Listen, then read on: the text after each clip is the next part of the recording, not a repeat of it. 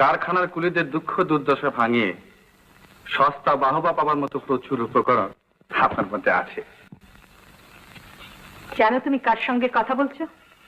জানি, শ্রীমতী অনিতা চট্টোপাধ্যায়ের সঙ্গে, যিনি তার লেখা এবং রেডিও বক্তৃতার মধ্যে দিয়ে প্রচুর মিথ্যে কথা বলেন।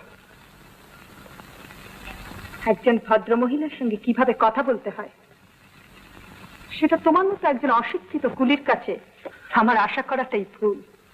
দেখুন, এই সস্তার নাটুকেপনা না করলেও আপনার যা রূপ এবং আর্থিক সচ্ছলতা আছে, তাতে জীবনটাকে উপভোগ করবার জন্য তাবকদের অভাব কোনোদিন আপনার কাছে হবে না। আপনার চেহারা তো বেশ সুন্দর, কিন্তু প্রবৃত্তিটা তো কুৎসিত। ওরা তোদের গায়ে মারবে লাথি, ওরা মারবে লাথি চিরদিন, তবু তোদের মুখে জ্বালতে প্রদীপ দারিদ্রটাই